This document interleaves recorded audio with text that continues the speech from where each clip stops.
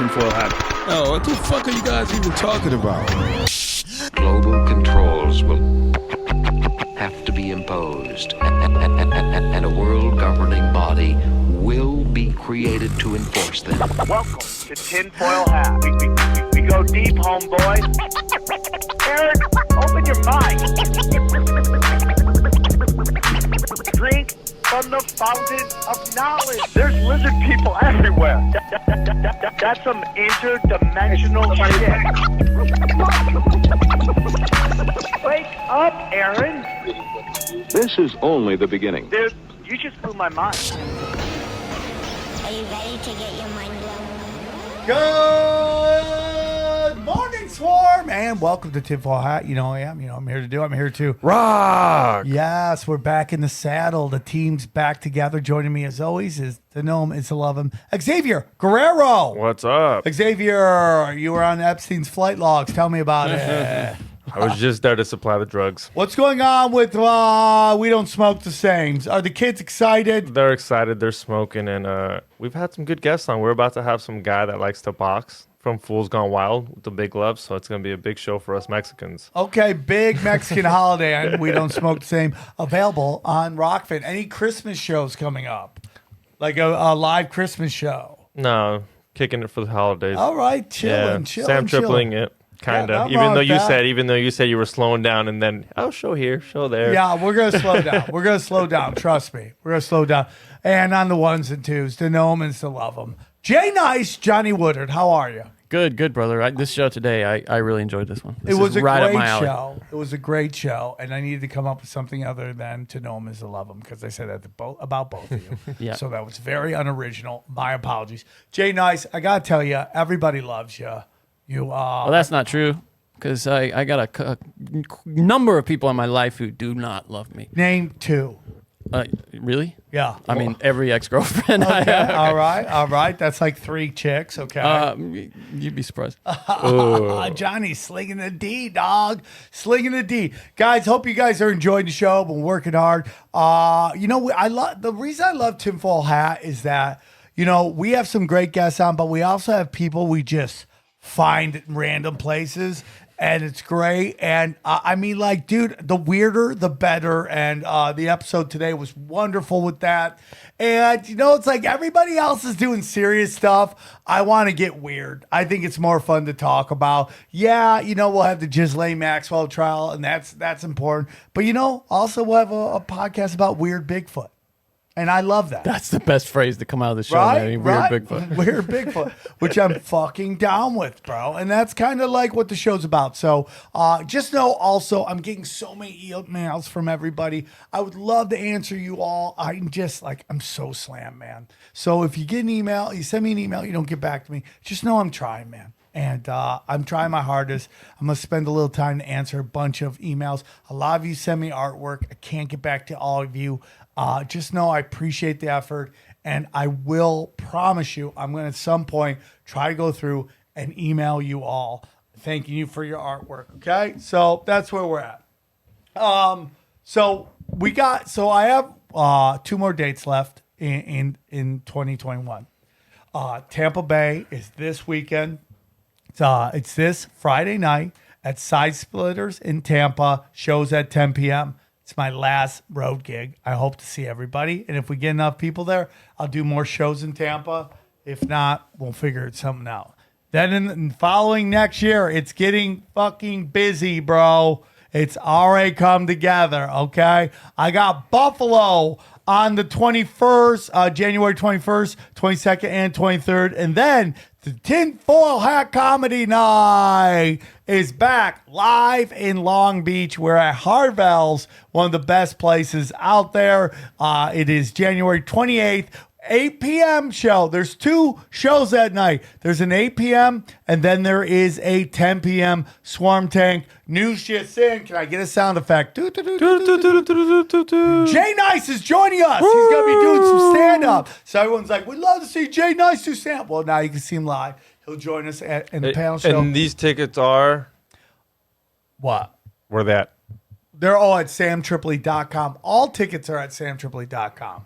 Okay, yeah, get them at samtripoli.com. And you can go on Eventbrite. Now, here's the thing about Eventbrite. It's a little janky. I'm learning how to work it. The first show says there's only 60 tickets available. There are not only 60 tickets available. There's 160 tickets available. They're already moving very quickly. I would suggest to everybody you grab your tickets early, okay? So there's VIP. There is seated, and then there's standing room only. Now, the second show, Swarm Tank, everyone's like, if I buy both, do I get this discount? I already gave it to you. I knocked off $10 off of all the tickets. Bam, right off the top, okay?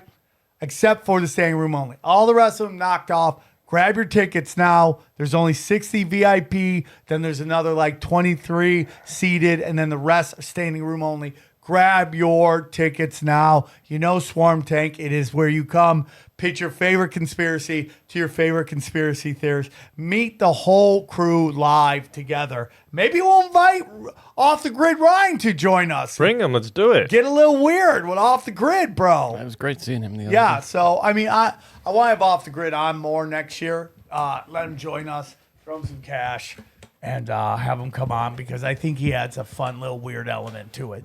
Listen, guys, our T-shirts are on fire. I'm working on some stuff. T-shirts are fire. What are you working on? I got this one, Beavis and Butthead one somebody sent me. I'm going to fine-tune that one. Okay. There's a couple other ones I'm working on. Where can they get that one that you had on? Because I wanted it on the San Diego, the zip up, the fleece, the anti.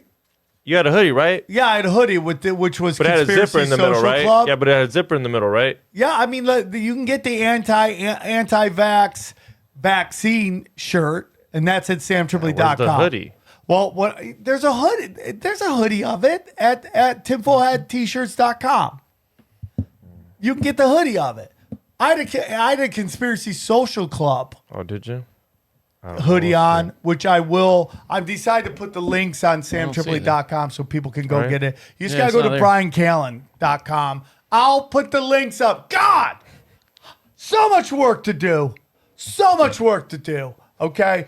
Get T-shirts, support the show, and we're going to be putting out more and more and more and more and more and more product for you guys to check out. We're going to start working, and assuming Johnny doesn't leave quick enough early next week, we're all going to have a business dinner together. I'm out next Thursday, so Okay, we're going to have a business meeting next week, and we're going to sit down and work on some more stuff for you guys because we're trying hard, so hard. big year next year. And okay, man, I mean, I got to be honest with you, dude.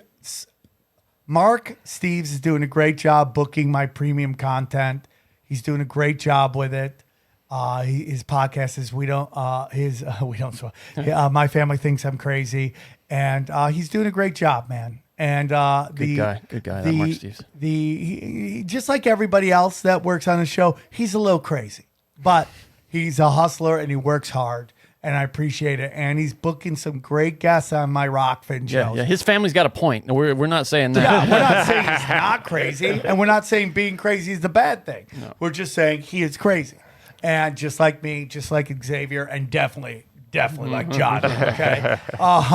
But just go check it out. And rockfin.com, you have tinfoil hat premium content. You have Zero. You have Conspiracy Social Club. You have Broken Sim. You have We Don't Smoke the Same. All of them are there. Zero's on there. All of them are there. All for Greatest $10 of all time a month. sports talk. And sometimes. Well, I got a buddy of mine that's doing a show. We should all just do shows together and both put out the content. Whatever. I'm down. You know? And Big Carl and Josh Denny are doing it, and then you could do it, and then we'll all do it, and we'll just both put it on our own thing. So the point is this. Go check it out. Rockfin.com. You can just go to samtripoli.com, click any of those links, grab that as well. Is there anything else? Nope. A new Broken Sim coming out soonish. Yeah, okay. So final thing, and I want to ask you guys. I have somebody that's willing to give me some money to animate my special. I want to animate my special. I think I need about 50 more grand to do it right. Should I do a GoFundMe? 15? Yeah. What are the GoFundMe gonna get? Are they gonna get like I'm thinking about giving them free ticket type of shit? Like if you donate 1,000, you can Blu-ray? go to any free Blu-ray shows. disc? you can get like a credit in the credits, Okay. Oh, interesting. Okay. right? If you get like Ooh, in the yeah. credits, yeah. There Yeah. might be even a better platform. There's a platform that a lot of musicians use that I can't remember what it's called, but that might be even a little better for that. An exclusive T-shirt. yeah, I'll give them an Yeah, exclusive shit like that, yeah. T-shirt, right? It's not a bad idea. You know, special. Maybe I'll do that. I'll make A viewing. What are you I'll make thinking? limited edition. A viewing. Animating the concepts is what you mean? The things you're No, talking but about? the whole thing. But special. so you're on stage animated, and then it's animating what you're talking about. as Yeah. well. So I'm animated, and it goes into it, and so you can see what I'm talking about. I think that's a great idea. And I already had 20 grand, so I'm gonna get the ball rolling. Then I'm gonna take that money. I'm gonna put my own money into it, plus what I raise, and go. Who wants to do it? And You could also maybe take an investor on, dude. I mean, like, I have. That's the investors. The, Oh, okay. the I first got you. part. I'm gonna start the process, and I'll just not? fill in the blanks. can't hurt. But if you want to be a part of it, I'll be putting that out. Let me know if you're interested in helping me raise the money, and we'll figure it out. Maybe I'll do a special pay-per-view screening where you don't pay anything because you already put money up. You get to see the first of it. Maybe I'll do something in Vegas. NFT, raise some money from an NFT maybe of your. A little green and meat after the viewing. They love that shit. Yeah, That's yeah, Right, so right we'll up the figure alley. it out. Yeah. We'll figure it Let us out. know if you guys are interested. Maybe I'll rent out the Hollywood Bowl and just do it for the 15 people. That would that be? That is a dream special of mine, where I rent out the Hollywood Bowl and do stand up for like 2 people. How much does that cost? I don't know, but if that's assuming I'm a I bazillionaire, want to see how much that costs. how much it costs to do a night at the Hollywood Bowl? I love it. So that's the show, guys. Is there anything else? No, I think we're rocking. We are rocking. Guys, this is a great show. Big time. It's Banger. about fairies, weird Bigfoot, anal probings. It's everything you ever wanted in a tinfoil hat episode. And, Joshua came, dropped the hammer of the gods. So enjoy the show. We go deep, homeboy. Aaron, open your mind. Drink from the fountain. Okay, so let's get into it, man. Very excited to mix it up here a little bit. You know, we've had some interesting shows coming up. Hope you enjoyed the last one. Let's get into this one. He is an author. He's a musician, and he's about to go deep on us. So I'm very excited. Please welcome to the show, Joshua Cutchin. How are you, dude? I'm doing great. It's kind of a dreary day here in Georgia, but this is going to brighten things up a bit, I hope. We are entering the time where the weather changes now, and it's so funny because we're in Cali, and we're entering the ages where even for anybody it gets a little cold out here, but people think that they're coming to California, so it doesn't matter. Like, it could be January, they'll bring shorts. Yeah. You're like, it's cold, dude. Yeah, I mean, yeah. like, you can't walk around here. So you see some dude just shriveling. Sometime. I mean, it was 70 degrees today. Okay, Johnny, I'm telling the story right now. It's called Yes and. Well, all the girls are wearing Uggs anyway, so they're all prepared for the weather, right? It is funny though when you go out, like I was in San Diego this weekend, and all the girls are dressed half naked, freezing. Like, it's like the struggle bless is them. real. Yeah, don't ruin this for us, The Sam. struggle is real. Let's don't get cold. They'll still get cold. They're like, oh my God, it's so cold. But I'm half naked. It's great.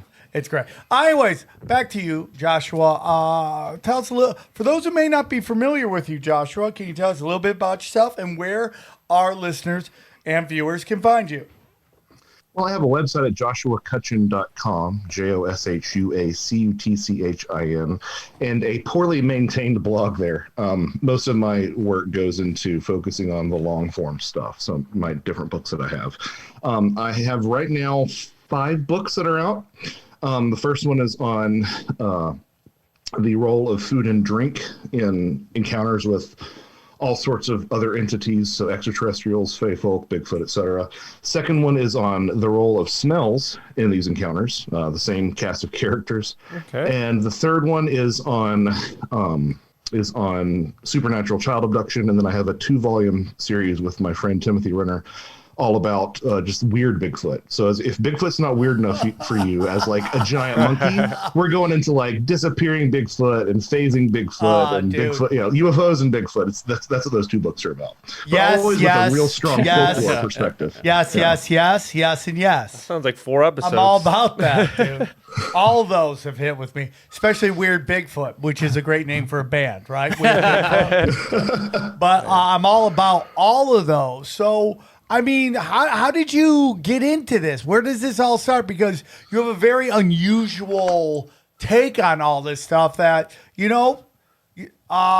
a couple days, this Thursday, next Monday will be the 5-year anniversary of this show, and we haven't heard any of this stuff. So how did you go down this path?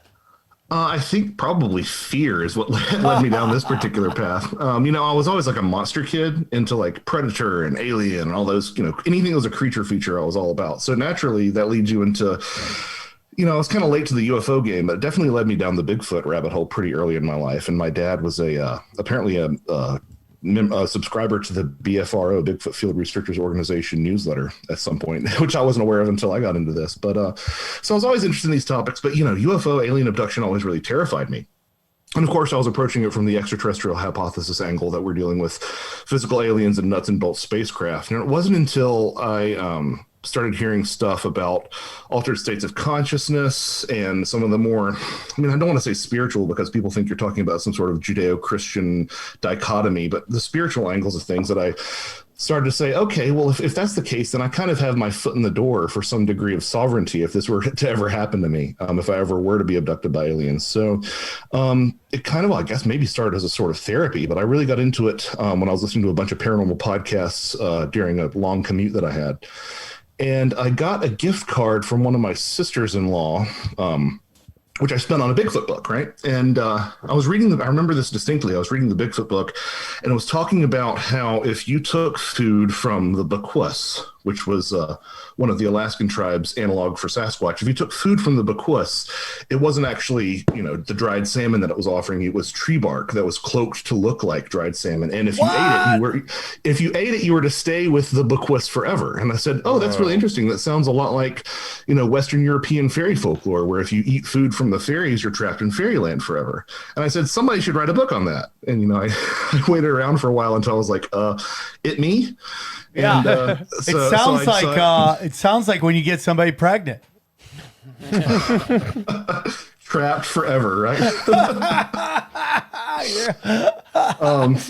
So I was working a desk job at the University of Georgia, and in the summer it was just nothing as much to do.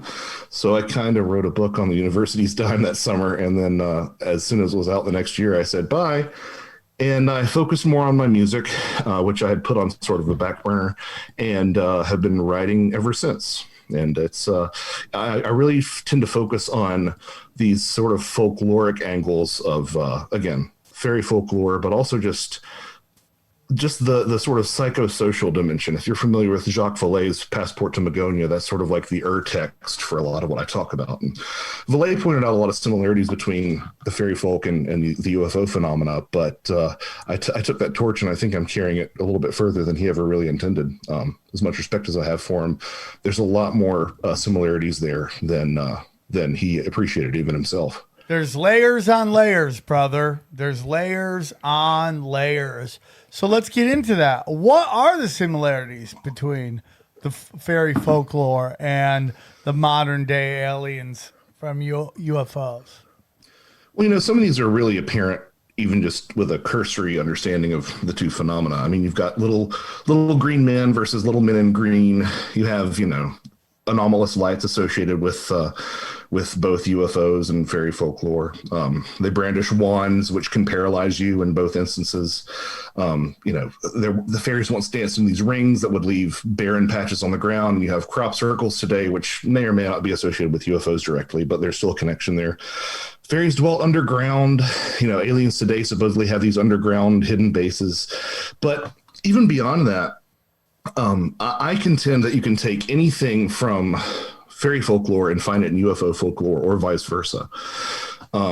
a good example of that is something that really surprised me is the idea of alien implants. This idea that you're abducted and something is put in your head or under your skin to track you or monitor you or communicate with you. And believe it or not, there's actually especially in Western Europe, Ireland, and the British Isles, there's this idea of the fairy blast. And if you look at the word blast, that sort of has the same Germanic root that we get blustery and blister from. And the idea was that if you offended the fairies, they would hit you with a blast of wind and leave a blister on your skin.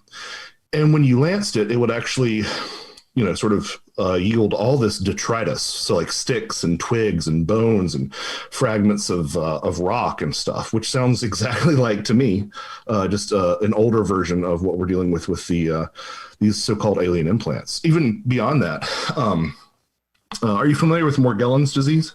No. Yeah. Well, Johnny is. Well, yeah. Johnny's the nerd dork on the show. He knows everything. Yeah. He's our local You've web heard of MD. it. I'm sure you've heard of it. It's these people, Sam, that say that they have like fibers implanted in their skins. It's like a medical condition, but it's not recognized by the mainstream medical establishment. Really? Like, what do you mean, like fibers? Like, I mean, it's artificial. It's inorganic, I guess, is what you would say. They call them fibers often. I mean, there are other little particles and stuff, And but they say that they're in their flesh. They're like embedded in their skin, and they're itching. It's sort of become like part of that constellation of things that happen that people don't generally accept as true, like gang stalking. Like a lot of people who are experiencing gang stalking will talk about Morgellons because they've been exposed to some sort of, interference of some type. It's also really pretty common in the alien abductee community.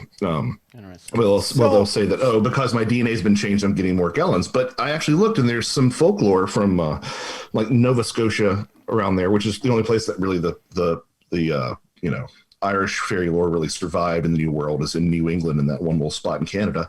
And there are stories of people who have these fairy blasts, and believe it or not, they pull string out of it. So it's another connection there. So So That's crazy, Yeah. dude. All right, guys, I want to tell you about our friends at Helix, man. You know what? Most of your life you spend sleeping. And some of you guys don't even think about your mattress. You just lay down and you deal with it. Okay? Stop it. There's a solution out there, and it's our friends at Helix. That's right. Johnny, do you have a Helix mattress? I do. Yeah, I love it. Helix Sleep is the best, man. I got it. I have two of them, and they're both great. I sleep in certain ways. Johnny, what do you sleep? I think you sleep I'm a side knees by your head, right? Yeah, is that how you sleep? I'm a side back sleeper. Yeah. Yeah. How do you sleep, Xavier? On my side. I'm a Straight side sleeper too. I definitely go fetal position, sideways. That's how I sleep. And of course, my dog gets bam right in the corner. So I have no room. I pay for everything. I have no room. But guess what? I have a giant bed, so I don't care because Helix is taking care of me, man. It is very important whether dude, I used to have a really junk bed, and I just got the worst sleep, dude. And thanks to Helix, I sleep on clouds, okay? And how did Helix know what I want? Because they have a wonderful, wonderful quiz. Johnny took it, passed it with A's, okay? I passed it, and I realized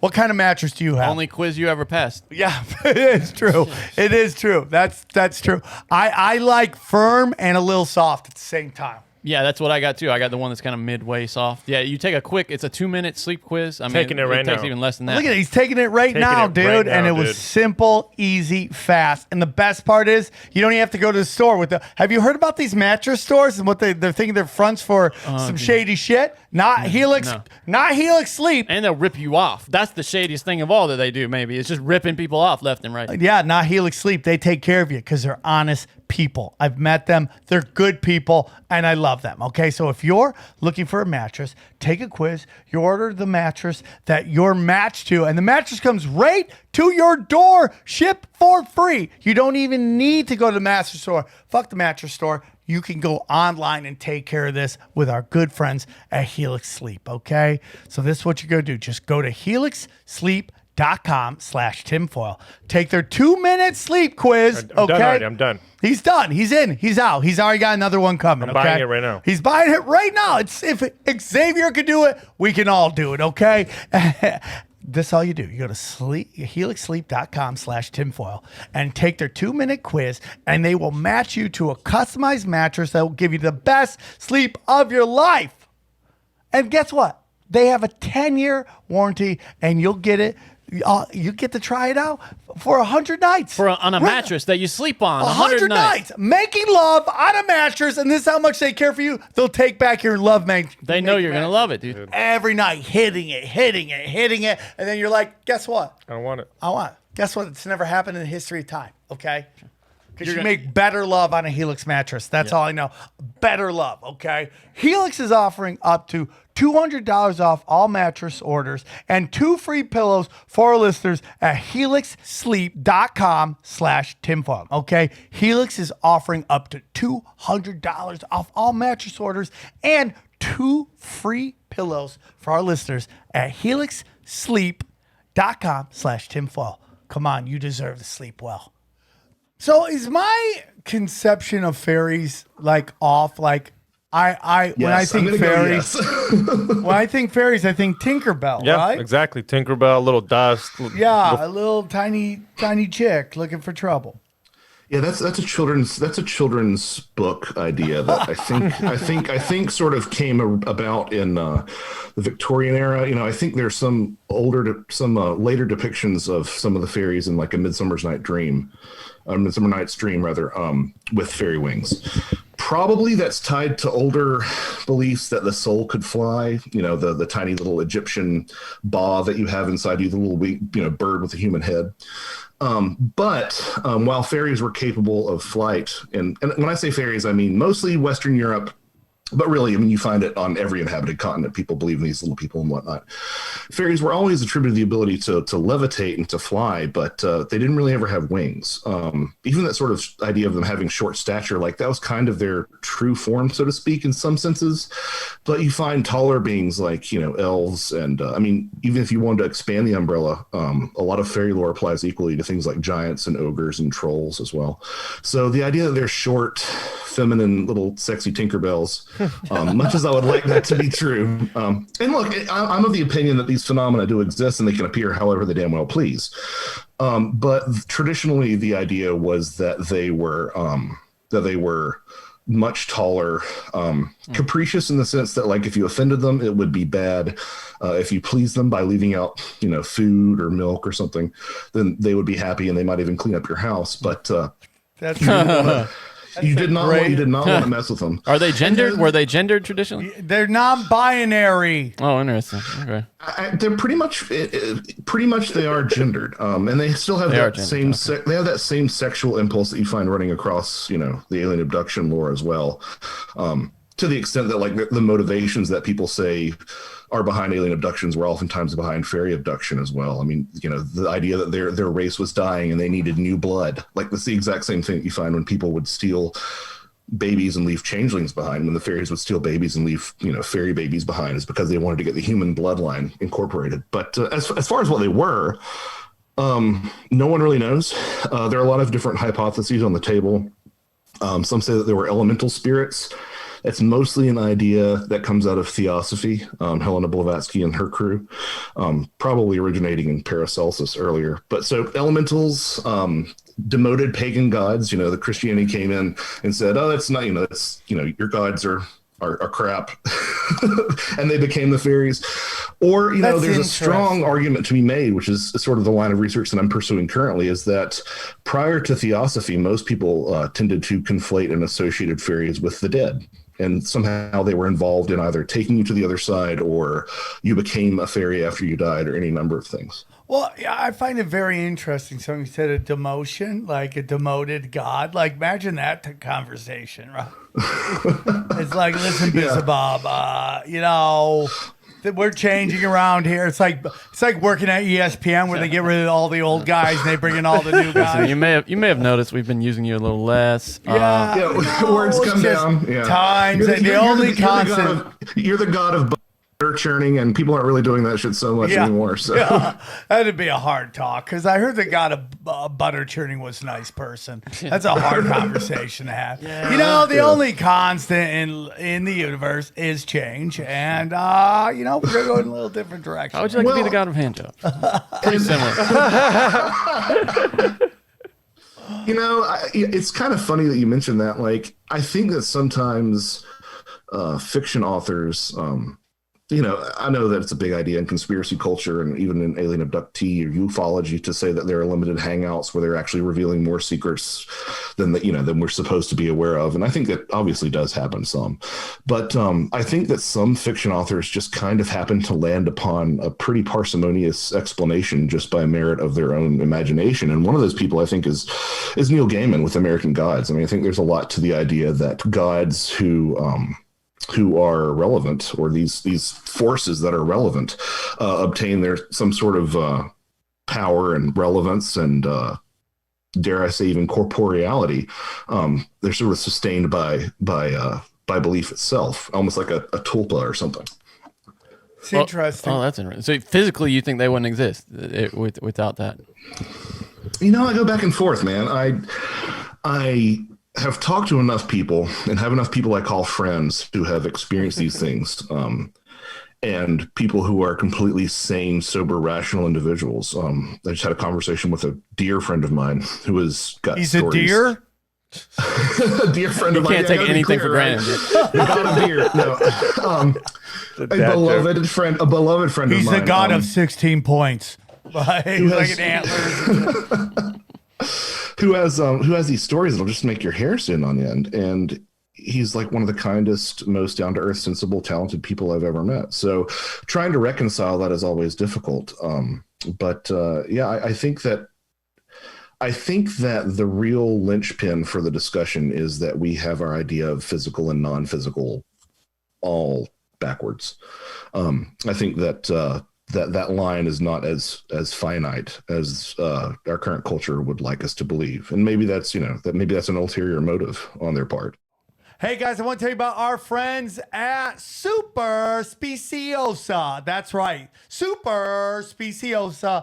They are the best, the leaders in kratom. That's right. Just go to getsuperleaf.com. Use the promo code SAM, and you will be set up. Okay. Listen, everyone loves kratom. It's good for you. The pharmaceutical companies have tried their hardest to convince you it's bad for you. It's not right. Don't use it. It's an all-natural, super-duper leaf. Get it going. Kratom is an all-natural herb related to coffee bean that has been used in Thailand for centuries. That's a long time, man. Kratom helps energize your mind and relax your body, okay? It just helps you feel good, okay? Super Speciosa has only one ingredient. That's pure kratom leaf, okay? All right, guys, listen. The Super Speciosa kratom super leaf, okay, is good for you, all right? And if you don't like the way you feel, you can get your money back guaranteed, all right? That's it. So here's the offer, okay? For 1 month, for the month of December only, they're doing a Christmas special all month. Get 20% up on the top of the usual 20% with the SAM code, okay? Get 20% extra off on top of the 20% you're already getting by using the code SAM. That's 40%. That's 40%. Try kratom and get a massive 40% off your entire order. Go to getsuperleaf.com/Sam and use the promo code SAM for 40% off your entire order for the month of December, okay? One more time, go to getsuperleaf.com/Sam and use the promo code SAM, all right? And for 40% off your entire order for the month of December. It's just that easy. So go to getsuperleaf.com/Sam. Use the promo code SAM. This is my question to you, is based on all the stuff that you believe, and we'll get into more of the stuff you want to talk about, but based on a lot of the stuff that you believe, if you had to guess what we live in, what is this place? Is it what science thinks? We're hurtling through space. Is it a realm? Is it a holographic universe? You know, I always say, and based on a lot of what you're talking about, is that we are literally, it's like every movie ever all going on at the same time, right? Every dystopia ever going on at the same time right now, that's for sure. And like, why is, and the second part of that is, why can only some people see this and others can't?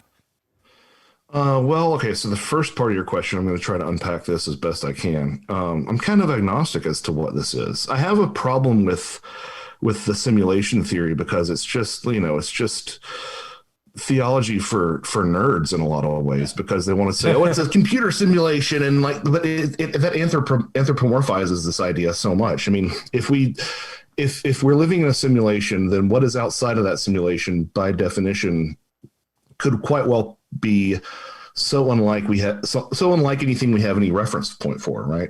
So why do we assume that it will look like the way that we construct computer games or something, right? That just doesn't really make as much sense to me. I am growing into the idea that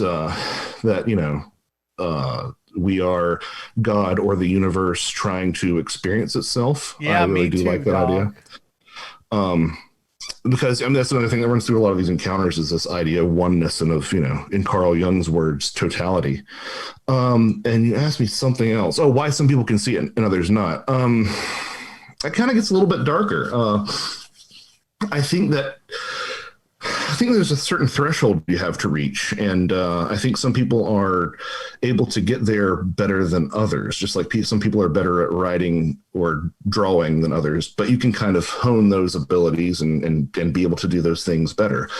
But at the same time, I think some people have those abilities thrust upon them. It's a troubling aspect of a lot of these phenomena that runs through, again, fairy folklore all the way through alien abductee lore, that trauma seems to play a role, more specifically the dissociation brought about by trauma, which is the same reason that you have people who have near-death experiences are often highly psychically active afterwards, and they'll have a near-death experience and then they'll have alien abductions, or, vice versa. People have alien abductions and then have poltergeist phenomena in their house. It's super common that nobody ever talks about, really, at least in pop culture.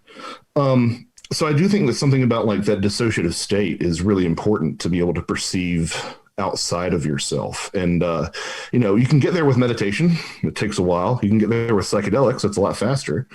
It might not stick around as often, but I think that that aspect of dissociation is key. And if you look at, I had a discussion with someone who I'm quite sympathetic with on the alien abduction topic, but he was saying that, our studies reveal that 80% of abductees didn't experience any trauma in childhood, no sort of abuse or anything. I'm like, okay, well, first of all, dude, 20% is really fucking high. Yeah. Like that's way higher than the national reported average. And then once you lump into all that, like how many of these people realized that they were traumatized? How many of these people, are forthcoming about their trauma? I suspect that the incidence of trauma in terms of people who are experienced is much higher than we would assume. But that's an unfortunate undercurrent that runs through all these things, is this idea of trauma leading to dissociation, which can lead to accessing these other realms. It's a shamanic thing, right? Yeah. The shaman is, depending on the culture and using shamanism as a broad term, the shaman is somehow traumatized or selected by the spirit world. They might be hit by lightning or have to undergo a serious, intense illness as a child, but it all sort of opens them up to this greater world. That's so interesting. It's just so interesting. Like how many people actually have stuff happen to them, how many report it. Isn't that Red Band's bit about dolphin rape? Like how many people, like the amount of actually happens versus how many people go to the authorities. Like imagine going to cops for that. But the point is, would you report it if you got abducted? If I got abducted, I mean, it all depends on what happens in the abduction. Right? I mean, to whom are you reporting? Like MUFON? What are we talking here? Yeah, like what are you going to go to the sheriff? What's he going to do? I mean, would you at least go on a forum and be like, hey, guys, I think this would happen to me? Or would you just straight silence, like, hey, I think it all depends on what happens to you. Because that's what I'm wondering is how many people don't report it, like you said? How many people just stay like, hey, I'd rather not? Yeah, I think I got lot fucking of people anally probed. Well, and then you have the issue of, certain communities being more open about this. I mean, do you think that any African American who's been abducted is going to open up to that about that to a white MUFON investigator? Yeah, exactly. especially when those communities tend to quantify these in terms of spiritual warfare rather than this sort of materialist physical aliens and nuts and bolts spacecraft kind of thing. Are you into the nuts and bolts part? Because I'm more of No. a guy. I'm more of an interdimensional, and that the nuts and bolts are all U.S. government or any government. Advanced weaponry and technology. I think the real stuff that's going on, and I say this all the time, and I'll say it again. This is like whatever this is. Everybody's come to get some, right? It's like there's just all these interdimensional people. I always say it's like WrestleMania, and this is the Royal Rumble, and they're all like, "It's the ant people, it's the Greys, oh my God, it's weird Bigfoot, not even normal Bigfoot, but weird Bigfoot."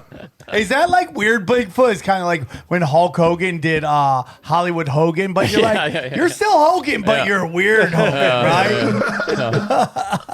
Yeah, man, I think that you can't look at any, especially the stuff that's coming out now. I mean, you can't look at this without the context of being in a Cold War with China. You know, I mean, the amount of people on Twitter who are into UFOs who throw that data point out the window just boggles my mind. To say nothing of the fact that there's an outstanding history of the U.S. intelligence apparatus weaponizing, UFO Everything. reports, using the UFO community to sort of crowdsource, to crowdsource foreign technology in our skies. But at the end of the day, we're talking about this, before we started. It's this technological fetishism of like, it's people from another planet in spaceships, and maybe one day we can get there too. And it really does undercut the fact that you have a spiritual birthright. I think that you are more than flesh and blood, and that's what the phenomena really entails. If UFOs are physical craft holding flesh and blood aliens, then we have to answer for why abductees have these profound synchronicities that manifest in their lives. We have to answer for why abductees report seeing dead loved ones in UFOs. We have to report why abductees have poltergeist phenomena in their homes afterwards. And these all point to a spiritual phenomena more than a physical one.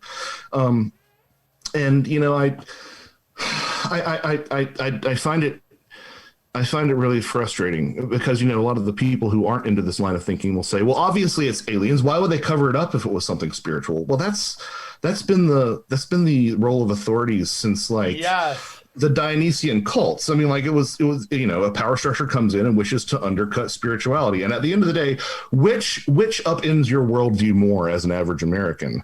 The idea that your life looks like Close Encounters of the Third Kind, or the idea that your life looks like the Iliad? Like, which of those is weirder, right? I don't even know what the second one is, but I'm saying it's the second one.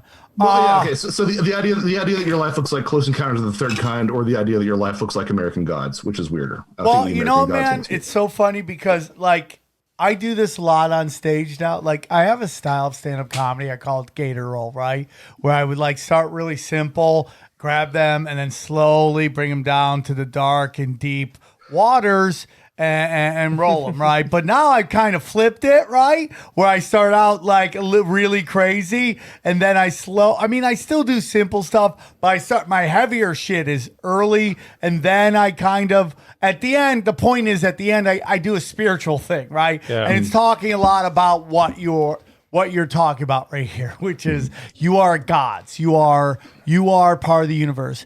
A lot of people love it. Apparently not in San Diego, because I did that at the end, and I'm just on a roll, and I look out the bottom section of the crowd, and all left during my. You're talking about when you protect your loose, we're part of the swarm. Some people just said not into it, dude, at all. You know what it is? But that's fine. It might be the city thing, because when we go to other states, they love hearing stuff like that where they're because those are more tinfoil hat crowds. Yeah. So I got asked to do a morning radio show, and they're like, so let's get into the virus. I'm like, this is a morning show. I don't want to go too deep into it, right? Because we're here to have fun, But I started getting into my thoughts on the moon being I think it's a portal, dude. I mean, the more and more I start thinking about what the moon is, the more and more I start thinking it's a portal. Wait, so not hollow. And you used to think it was hollow. Well, I think Moon's fucking weird. Moon's it's fucking weird. I man. think it's an energy collector. I think Pac-Man is about the moon eating your energy and your soul, and that you get reborn when you go through, and that's how things. I mean, what if this, man? This just hear me out. There's a firmament, right, that just blocks out the plasma, and to get through that, you have to go through the moon. So that's like the tunnel.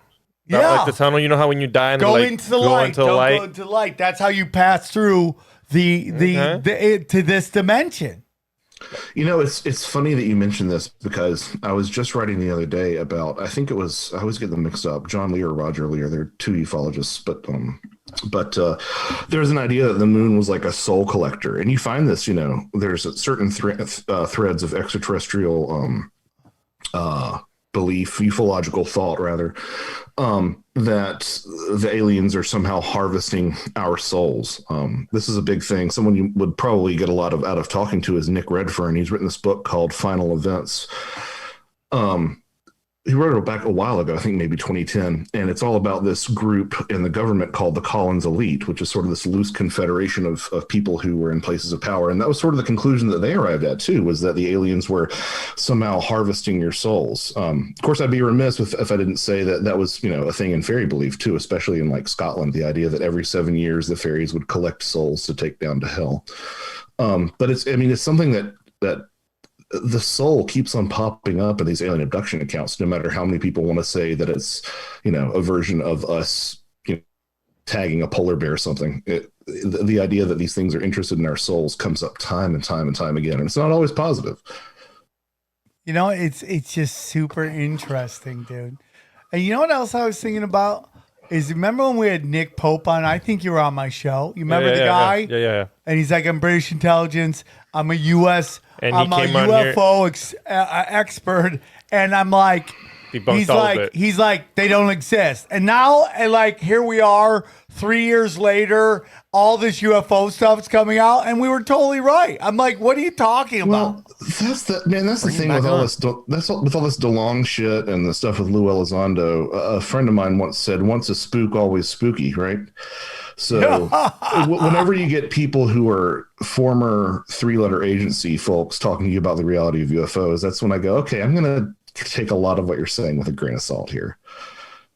So you think they're like disinformation, like Bob Lazar? Do you think they're just there to put them on Rogan, make these people think this shit? It's all part of, in my humble opinion, Operation Blue Beam, which is to use these aliens as they're so superior to us, we stand no chance. Again, which fits right into this whole vaccine virus thing. We've got to comply. We got to comply because they got all this technology. And that is, honestly, going back to what Josh was talking about, it's all about making you not understand how powerful you really are. Everything leads to that. You are powerless. You have no chance against us. And that's not true at all. And I don't know, man, what's going on in social. Our whole notion is that the elites are so smart. Everything that happens is being controlled by them. I don't believe that. Dude, it's so hard to get. Think about the show. Does anyone really think about how many people work on this show? The three of us, Dana, Robin, Mark, okay, plus my web guys. That's 7 people. Good luck keeping them all on the same page. So now you're talking about humanity. You're going to keep humanity all lock, stop, in step.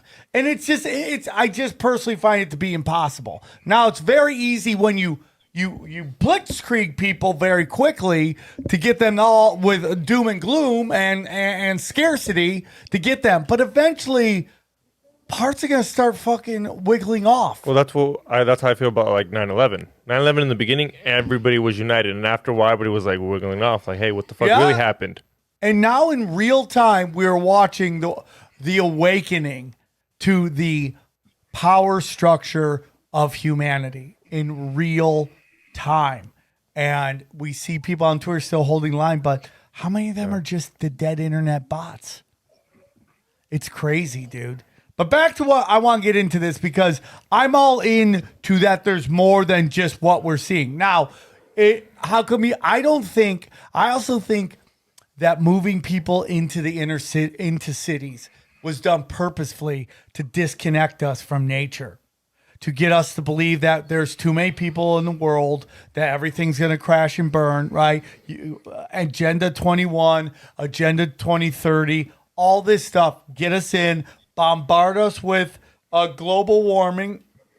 And there is pollution, and there's people I love that are they are so great at questioning authority until it comes to the environment. Right, or NASA, like they'll question the vaccine, but the minute you go into hey, they'll be like, the government's full of shit, the military-industrial complex is full of shit, big pharmaceuticals full of shit, but NASA wouldn't lie to us. There's no way they would lie to us. They're above it all. They're good people, and they only want to help us escape this prison planet. Right, it's such an interesting thing. But I'm really into that there's so much more. And I think the reason you don't see people like Bigfoots as much in the big city is because you're not, that's done purposefully. Yeah, there's you mentioned Bigfoot in the big city. I have a couple of examples of Bigfoot in the big city. Is that a new book coming out? Yeah, Bigfoot meets Sex in the City. Bigfoot in the big city. Bigfoot in the city. Bigfoot big ... Imagine Bigfoot on Grindr. Oh no! Yeah, it's called Bears, dude. He would do really well. Yeah, he would crush it. Bigfoot's like another bear misidentification. There you go. No, I mean, I think it's really interesting. That idea about, we weren't meant to live in cities. I mean, I think corralling us into these concrete jungles, it does separate us. And you look at the dog piling that we got. I mean, it's not as bad as it used to be, but the dog pile of, new atheism and stuff back in the early 2000s, I think it created an atmosphere that did cut people off, because you kind of need to get, not as much as traditional flesh and blood Bigfooters would have you believe, but you do need to kind of get out in the wild and woolliness of the world before you can really appreciate even the possibility of these things. I think 80% of Americans live in the cities, and in the meantime, you've got this, all these relics of this mound builder culture that's out there that people have no idea about. And I would contend the mound builders were probably a lot more closely aligned with the spirit world, especially if you compare the old world and new world monuments. I mean, it looks like these are technology to bring down the spirit world that we all sort of arrived at independently. Some people will say, oh, it looks like the Atlanteans must have come over here and built the mountains. And there's some interesting threads to pull on there and some interesting things, but oh yeah, that's a thing. I didn't know that one, dude. I could talk to you all day, bro. Atlanteans, yeah. But my contention is that no, it's the same idea as the bow and arrow, right? I don't think anybody has really suggested that there was some sort of cultural transmission that allowed people to build the bow and arrow. It's just hey, it's a good fucking way to shoot a deer, right? So I think that that sort of independent arisal of similar technology is why you see these similarities between the old world and new world mounds, because I really do think that they are outposts of the other world. Hold on, are you part of the camp that thinks mountains aren't natural occurring?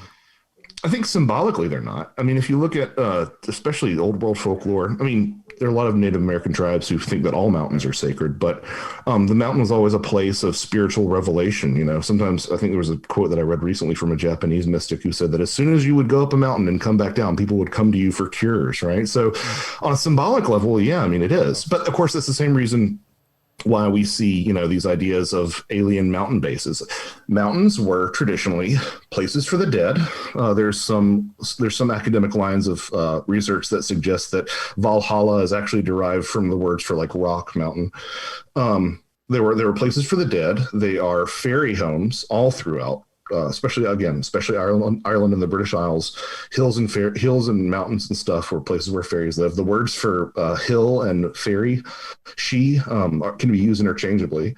And now today, by coincidence, this is where alien underground bases are. And to me, it's just all talking about this idea of things congregating around mountains, which again ties into older ideas of the axis mundi, the umbilicus between our world and the other world. You're actually closer to God when you're on top of a mountain, so therefore you'd be able to have greater access to this other realm, the overworld instead of the underworld, if you will. Do you think they're melted buildings, though? That's what. No, I don't think so. I mean, I think that at the end of the day, yeah, I walk a weird line, right? Because I'm a Christian, and I also believe in all this strange stuff, and I think that all this strange stuff exists, but at the end of the day, I think that if I dig into a mountain, I'm just going to find a bunch of rock. I think that, again, it's that idea of the real and the unreal, the real and the imaginary being sort of a false dichotomy. I tend to prefer the word when talking about stuff like UFOs and fairies and Bigfoot, imaginal rather than imaginary. So sort of like a Carl Jung collective unconscious idea. These things are from your head, but they're not in your head, if that makes any sense. So interesting, dude, right? It's so interesting. And like, I think people can go crazy trying to figure this out. And I just that's why I always say, don't participate, just observe, man. You know, it's man, this stuff will eat your fucking lunch if you don't. No, seriously. If you don't distance yourself from this stuff, I've seen it firsthand. People get into this and they just obsess over it, and they go down these rabbit holes and they never come up for air. And that's one of the reasons that I enjoy, continuing to be involved in music, is because whenever I get frustrated with music, I retreat into my writing, and whenever I get frustrated with my writing, I can retreat back into my music. But I have other things going on, which I think makes you not only more interesting, but I think it literally kind of makes you a better person on a metaphysical level too. I have this argument with my musician friends all the time after last year. I'm like, if you can't see how fucking fragile your occupation is after this past year of live music, and not create or double down on a side hustle that you have, I don't know what you're doing, man. I totally agree on that, bro. I tell everybody it's so interesting as I talk to other comedians about diversifying your revenue streams.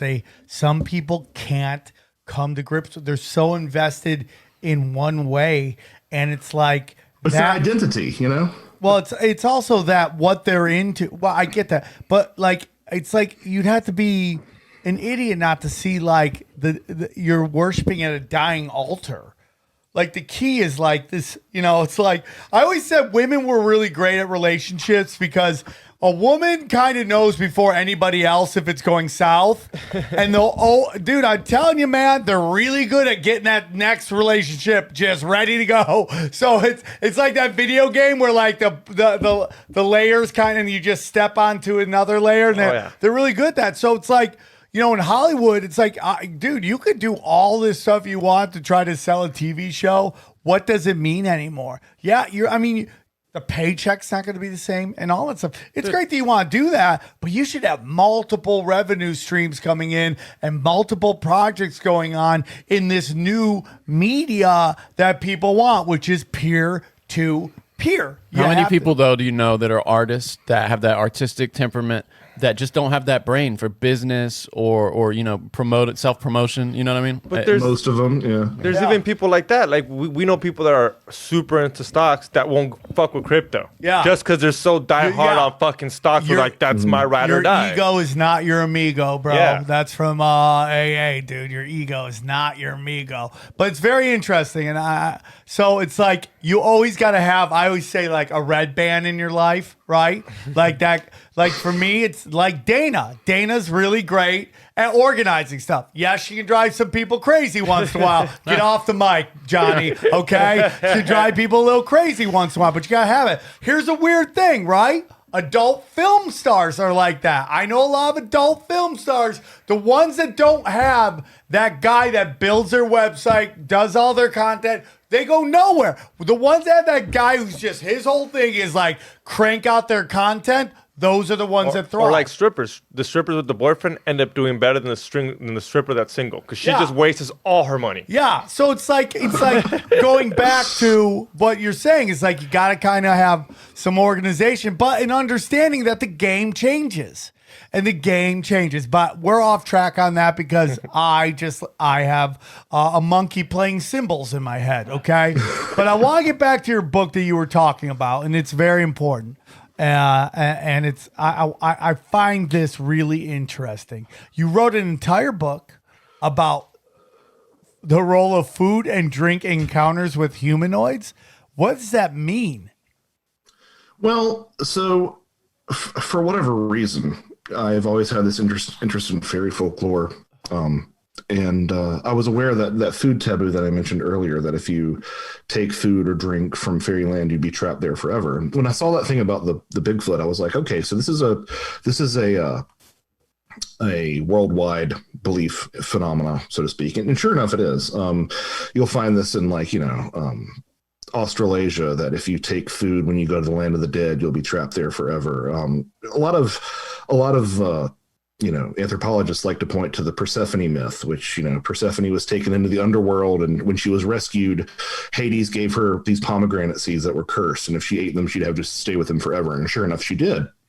And that's all fine and good, but what you do when you take a look at that as being something, when you look at that as being the origin source for this belief, you sort of paint the reductionists into a corner, right? Because they have to admit one of three things. Either because obviously this myth didn't make it to the New World, right? There's nobody in Alaska talking about Persephone in 1000 AD, and it didn't make it to Australasia either.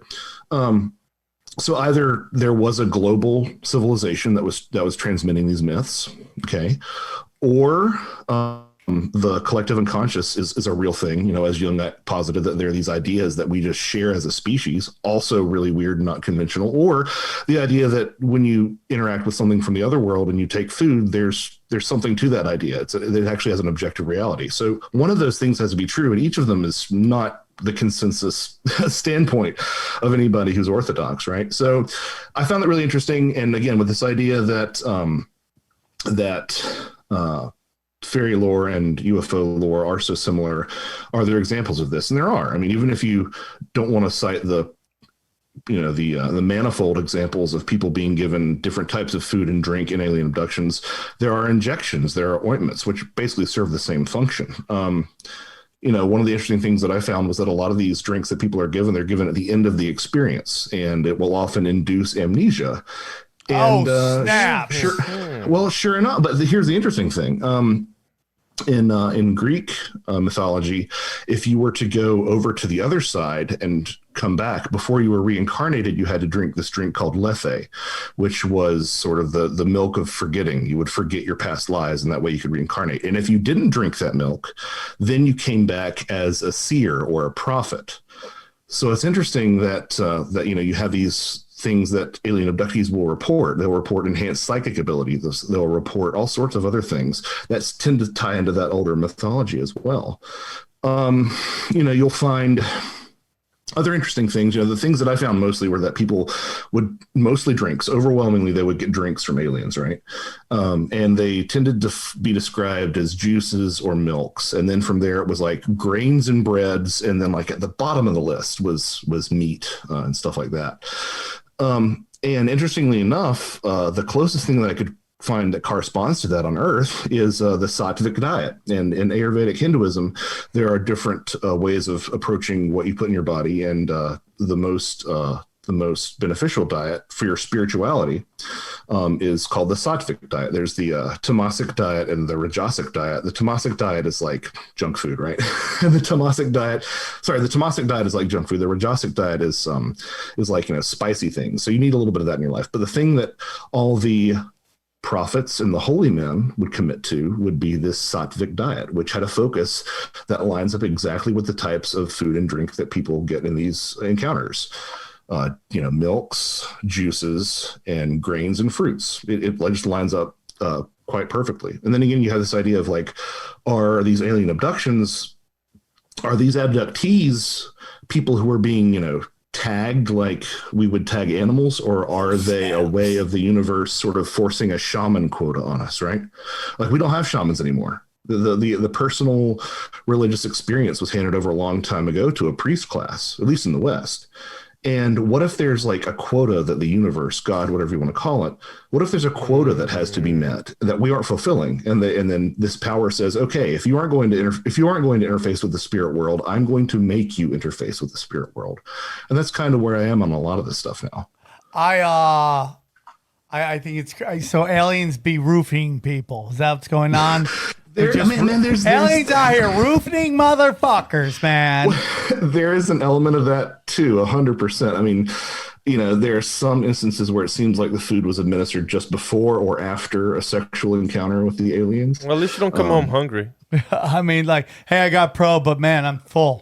or it's alien plan B, right? Yeah, snaps. What if you really just love the alien food and it just, you couldn't get enough of it and that you can never have it again, That would be terrible, wouldn't it? That would be terrible. What if the aliens just have like bomb cheeseburgers, and you're like, but what if you're just like, oh, I'm going to have to get probed again, but that food is so good. Yeah, you're just going out waving in fields, just like, hey, what's up, guys? That literally happens, though. You do have people who are, this is something you hear in near-death experiences a lot, where people are like, I went to this other place, and then once they come back alive, they're like, oh, this shit bag of a world again, like I have to be fucking here. But exactly what he was talking about happens in some of the older fairy lores. This idea that the Elamaids, I believe they were Danish or Dutch, I can't remember. But anyway, from that part of the world, these fairy maidens would give you wine, and you weren't supposed to drink the wine. And in one of the myths that I found, this knight drank the wine, and he was able to return home. So seemingly it refutes that idea that you're trapped in fairyland. But even though he returned home, he was so enraptured by the taste of the wine and the women that he actually went insane. So there seems to be a possibility that this older fairy idea of once you eat or drink the food, you can't return home. There's an idea that it could perhaps mean that you can't return home in the sense that you can't return back to the way that you were. Life has changed for you since then, completely. It's like conspiracies, man. Once you see it, you can't unsee it. You could try. You can't unring a bell. Yeah, you can't unring a bell. I totally believe in that stuff, man. So what about smells, man? Do we got smells? Are aliens smelling? So I have a book called The Brimstone Deceit, and people look at that and they think it's like a Joel Osteen book or something, right? Because it sounds kind of like it. But there is a consistency of smells that you find all across the paranormal. Now, the book doesn't just deal with the smells of brimstone, which we now today call sulfur. It deals with a lot of other smells, including like the smell of ozone. It's pretty common with UFO encounters. But across all these different modalities, ghosts, demons, UFOs, Bigfoot, fairies, you find smells of entropy, of decay, oftentimes the smell of sulfur. Or more specifically, sulfur compounds.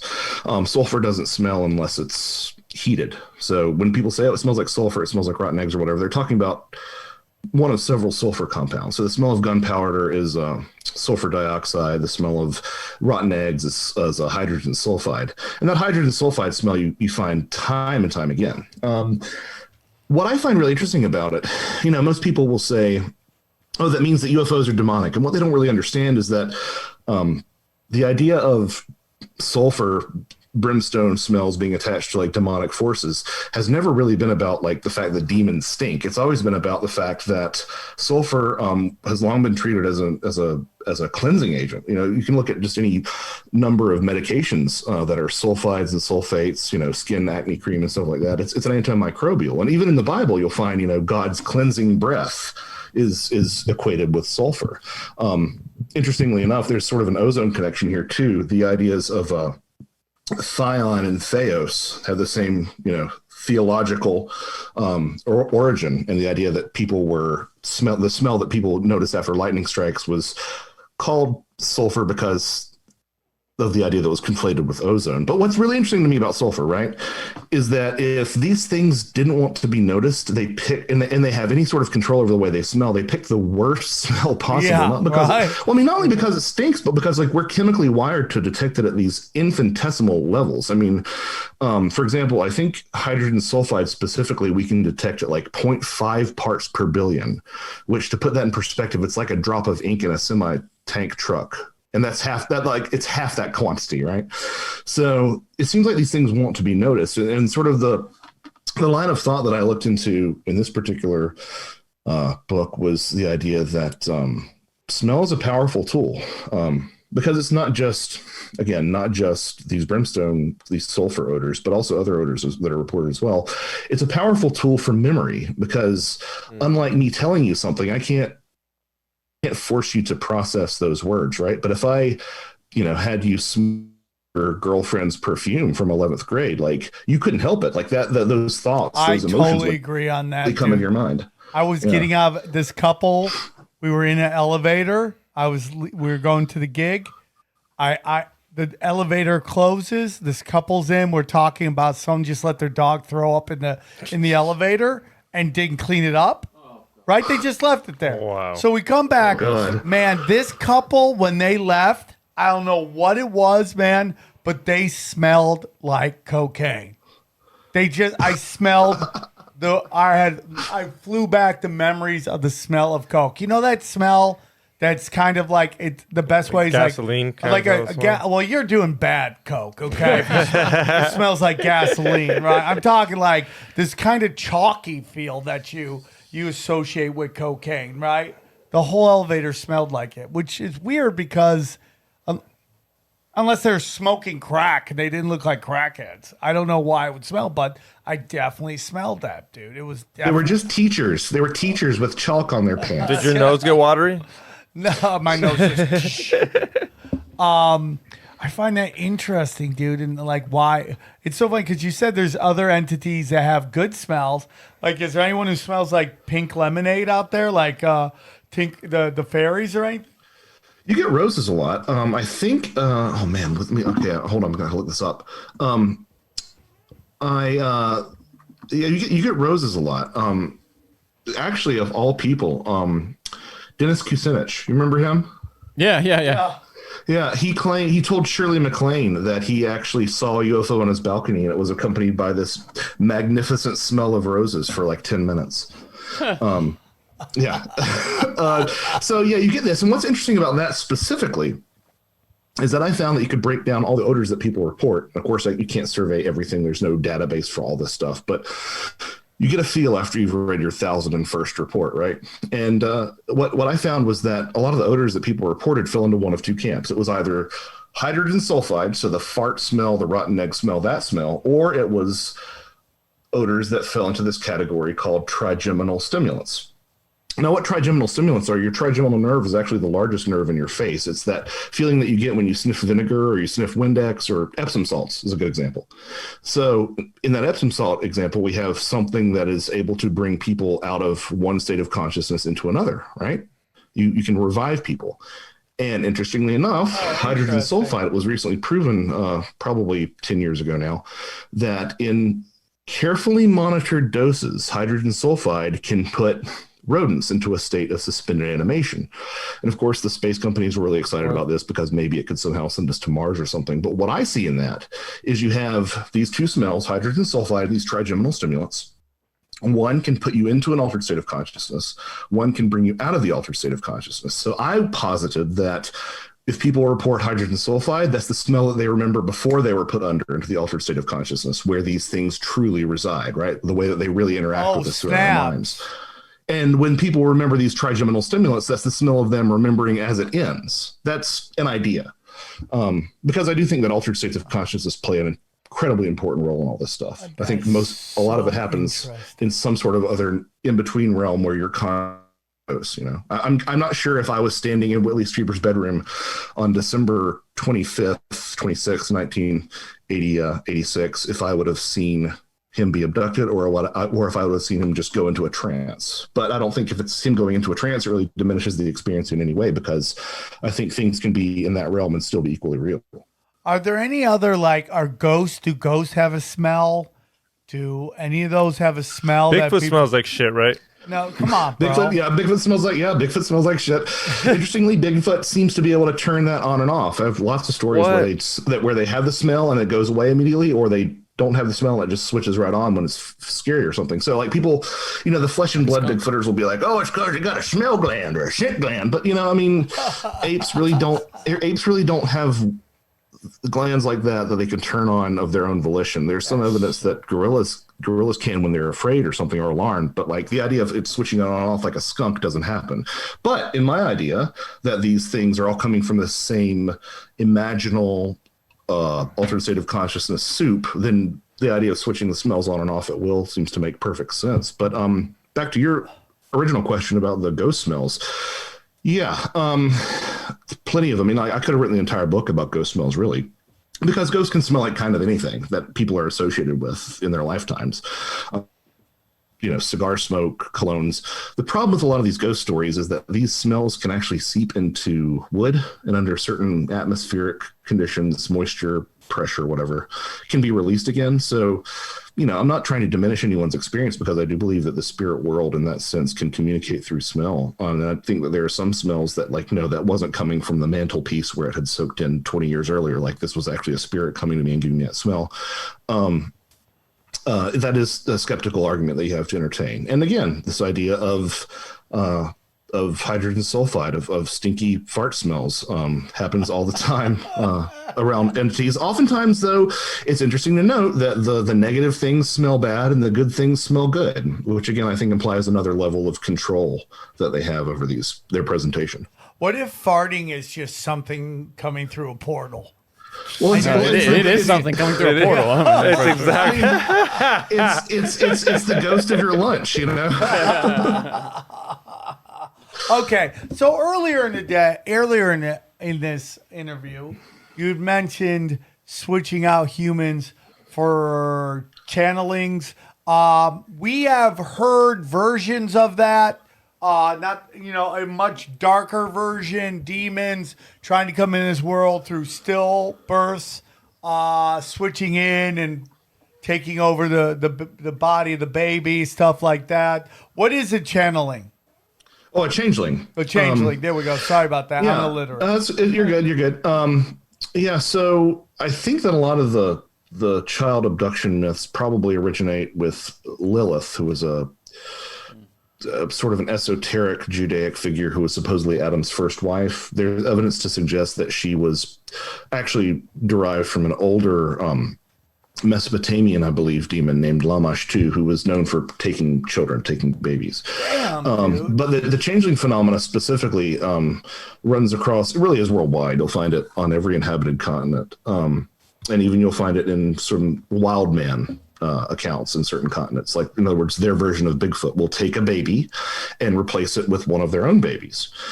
We're most familiar with it in lore from Ireland and the British Isles, specifically Ireland, though. The practice was incredibly widespread there. And the idea was that you would have a perfectly healthy, normal baby, and you'd turn around, or maybe you'd offend the fairies in some way. And the next thing you know, this baby would suddenly be scrawny and thin, and it would constantly wail for food, but it would never be full, and it would be sickly, and it would eventually pine away and die. And the explanation was that the fairies had taken your child and replaced it with one of their own. And exactly what it was and the reasons for this are varied. Sometimes they would be elderly fairies sort of living out the rest of their days in a hospice situation in human homes. Sometimes they would be most often it would be a fairy baby that was being brought there to be nurtured by the mother. So it was sort of a twofold benefit, right? The fairy baby got to have human milk, which actually had nourishment, actually had essence to it, so to speak, as opposed to fairy food, which was a sham, while the human baby would be stolen away to fairyland and incorporated into the bloodline, that dying races idea that I was talking about, which you'll find, again, all across alien abductions, where they specifically say, we need your genetic material because our race is dying. Sometimes it would also be a stock or a fetch, which is just a name for like a log that was cloaked with fairy magic, glamour. That's where we get the word glamour from. It would be cloaked with glamour to appear like a human child.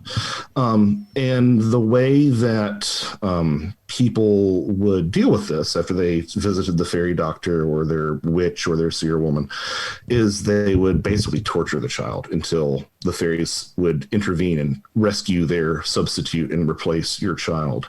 Of course, I have to bring this up because I feel like it does a disservice. While I do think that this does play out on some sort of metaphysically real level, this was obviously in some cases describing children with developmental disabilities. And infanticide was really prevalent in Ireland. There's a book called A Most Diabolical Deed by this scholar named Elaine Farrell, who looked at infanticide of children 3 years and younger.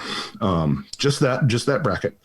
And over just a 50-year period, 1850 to 1900, just in Ireland. So Ireland, children 3 and under who were murdered, 50 years. And she found 4,645 cases of child murder. Jesus. Yeah. I mean, dude, why do you even do that story? Like, imagine that's your job. How depressing must that Oh research my be? God. Yeah, right. This is by far my darkest book. It's Thieves in the Night.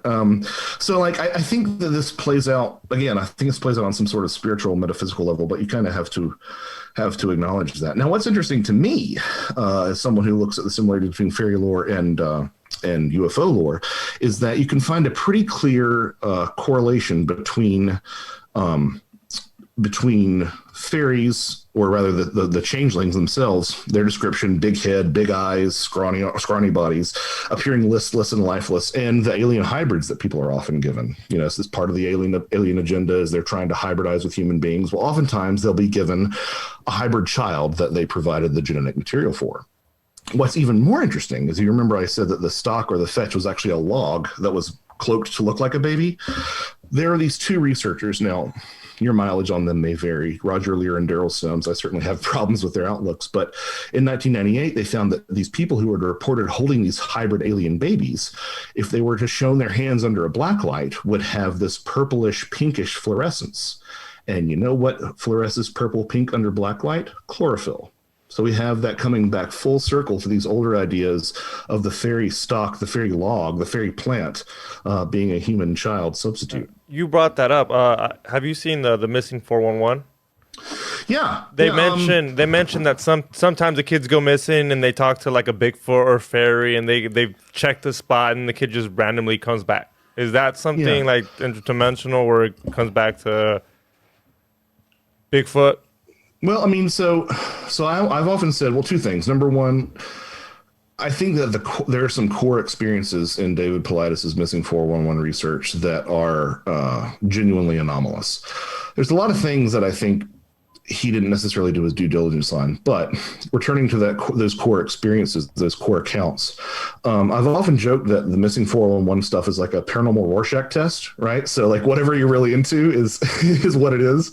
So if you're really into underground alien bases, it's, you know, the government doing that. Tunnels. If you're into tunnels, Bigfoot, you know, so I realize fully well, self-awareness here, that when I say it closely corresponds to fairies, I'm sort of fulfilling my own designation of those cases. But it really does, I think, point to something that we would have understood as fairy lore, because if you look at the cases that you mentioned, lots of times there's inclement weather that moves in. There are examples where the child or the missing person is found in a place that had been searched thoroughly time and time again, and that it does imply that there's some sort of interdimensional aspect or some sort of, you know, and the weather thing. I mean, if it's aliens, are we saying that aliens can control the weather DARPA style? I mean, maybe they can, but that's something that fairies could do. Fairies would travel on storms.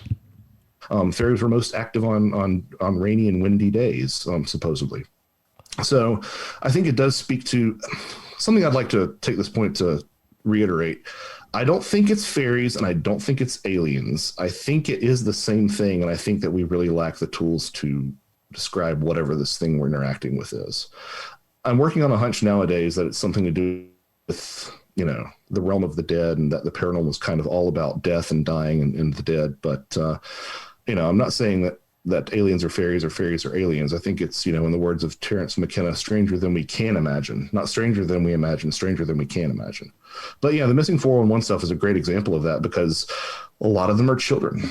You know, a lot of them are wearing colors like red, which were colors that would offend the fairies, so they would end up capturing you. You're fucked, bro. Fuck today. Yeah, you're getting. Why do they want kids? There's a so lot of bad? fairies in LA. Why? Yeah, there are. Called West Hollywood. Why do they want kids so much? Why are they always interested in kids? And why is it when they abduct like rednecks? Why is it butt stuff? Well, Well, so to the first question, I don't know if I really have a really satisfactory answer. I mean, kids are pliable. If you've seen, if you've read, I think it's Arthur C. Clarke's Childhood's End, where the aliens come down and they look like the devil, and they're explaining that, we're focusing on your children because they're mutable, they're changeable. I don't know. It points to, this is one of the harder books to write because the subject matter is just so dark, and it ties into, I'm not as afraid of, knock on wood, I'm not as afraid of supernatural predators as I am human predators. I totally agree. And, regarding my children, at least. There's that line of thinking. There's the line of thinking that you kind of see it. I mean, you kind of see it whenever there is a major cultural change, right? You start indoctrinating the children first, and then they all get on board, and that's how you have this massive, large-scale societal change. So maybe it's somehow related to something like that. It's unsettling, though, to say the least. Now, on a more positive spin, the sort of realm that I'm looking at now, with the dig myself out of this dreary hole that I'm in. No. Sorry, you're killing it. You're doing okay.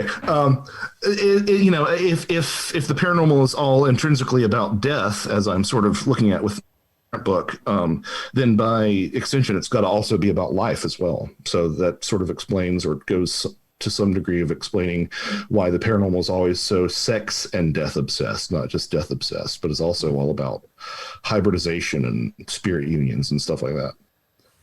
It's just interesting, man. I think there's so much more layers to what's going on. I think so much is being exposed right now. And, I don't know, man. I mean, like, you can get lost in trying to stop people from hurting children. I think everybody should focus on that. But it's something you can get, it's an abyss. And it's like the darkest thing that you can possibly look into. I mean, and especially once you have kids, because, you have the kids, and it's not just the idea that you have an insight into how much more you love them, but also you look at how damn resilient they are, and how sturdy they are and how strong they are. And then you think about, like, what people have to do to actually physically hurt a child, and it's like, I can't even wrap my head around it. I mean, I think there's no lower form of human being than someone who can hurt a child. And, with this Ghislaine Maxwell thing going on, when you're seeing how many women were helping men hurt little girls, like, I mean, what the fuck is wrong with you? What is wrong with you? I mean, this pursuit of power and access to fame, fortune, and power that you're willing to allow, like, kids to get hurt. Like, I mean, we haven't even heard if these things involved really, like, dark, like, the stuff that we've heard that Hillary was involved with and stuff like that, which is, you don't think hurting that children. That deep, like, that dark shit, you don't think they just capped those girls off? Those are the ones that survived. You don't think they capped them off on the island? Saying. We haven't even heard that yet. We haven't even heard anything about that, and I find it really hard to believe that it was just some dildos. It was just some regular that sex. Ain't gonna be in the trial. What? That shit ain't gonna be in the trial. No, I'm not even saying trial. Like, we've heard that about Hillary and the frazzle drip, but we haven't even heard this. Like, not expecting in the trial, but the discussion of it. Yeah, because the craziest thing about the trial is, like, oh, there was a dildo in a massage table. I haven't heard that. You're a little paying attention to weirder shit than I am. No, because they saw videos of how the cops showed up to the house and they recorded the whole thing and they showing that to the jury, and on there was the table. They brought the table into the jury where he would get his massage, and it's just, like, very, like, it's fucked up, but it's like it goes way deeper than that. I'm sure they were doing It goes way deeper than that, and it just goes to, like. I wish that anything that doesn't expose someone or put someone currently alive at risk, I wish everything else would just be made public in that trial. But we're not going to hear about half of it, I'm sure. Yeah. No, we're not, because it's the highest levels of power. The people who run the media are the ones who are involved in the compromising, and they'll just never hear it. It won't. And you it's think of those people they're trying to protect, though. Like, why? Who are these people? because they're the epicenter of power. Prince Andrew. Lex Wessner. I mean, like, dude, that Yeah. guy's part of the mega group, and that leads to Israel, but ultimately it leads back to the Vatican and the black nobility, and like just all this blackmail to control everything. I mean, look what's going on right now. Like, imagine if Hillary would have won, and then her winning the Clintons on the island, and they figure something out. She can't be president. You'd have to somehow get rid of her. How's she married to some guy that was all about human sex trafficking? Dude, if she's in the presidency, that investigation goes nowhere. Well, That's and why they she could killed also, him. dude, Yeah. she could get away with jettisoning him so quickly. She could have been like, it's been a sham marriage this whole time since Monica. You know, she could cut him loose. If only we had a journalistic apparatus that could pursue Yeah, this. exactly, man, exactly. Well, I think independent journalism is alive and well, and I think Oh, it is. they're winning, dude. I mean, if you've been watching Jimmy Dore, you can't get more left than Jimmy Dore. Have you been watching him, bro? I mean, what he is just full. He could host his own tinfoil hat with the stuff he's putting out right now, and he hates being called a conspiracy theorist. I always tell him, just lean into it, bro. When you like, dude, when you give it no power, they got no control over you. Well, even Trevor Noah Yeah, just went on there on Moderna and said like, Fuck that "Hey, guy. yeah, I know, guy. I'm not, I don't It's support over. him. No, I don't It's like him. over, I'm just dude. saying, even he's like kind of like, holy fuck, like no, you can't." that's everything that dude does is calculated, and they see where it's turning.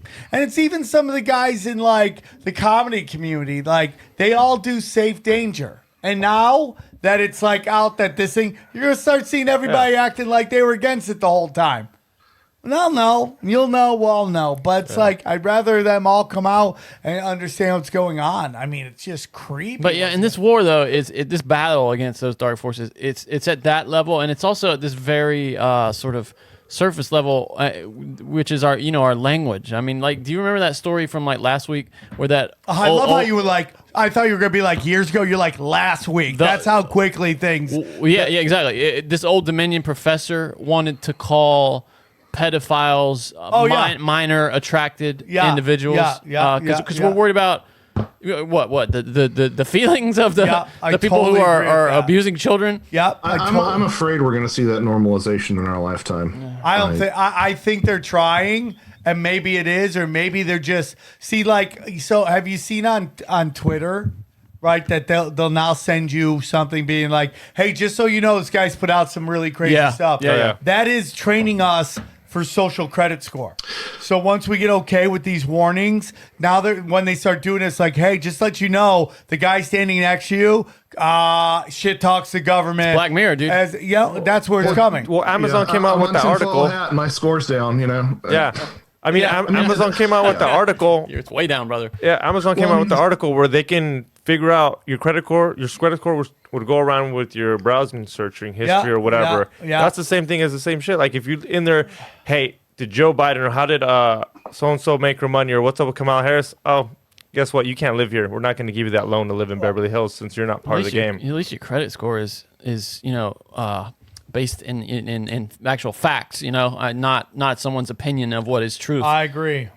Well, I mean, I've seen this in my community a lot. The paranormal community has just lost its mind about who you associate and what podcast you're on, and like the transmission only goes one way, right? So if you're on some podcast that has views that don't conform to the establishment, then you're tainted by that. But if you go on a podcast that has views that do conform with the establishment, then you don't get somehow cleansed by that. You can, it's like you become untouchable, and it's just this idea. I mean, I don't agree with everything you guys say. I've listened to the show plenty, and I agree with some of it, and some of it I don't. And it's just I reserve the right to speak to whoever I goddamn well please. Fox, sounds like we're on another list. But there are some people for whom like disagreeing on any issue is just.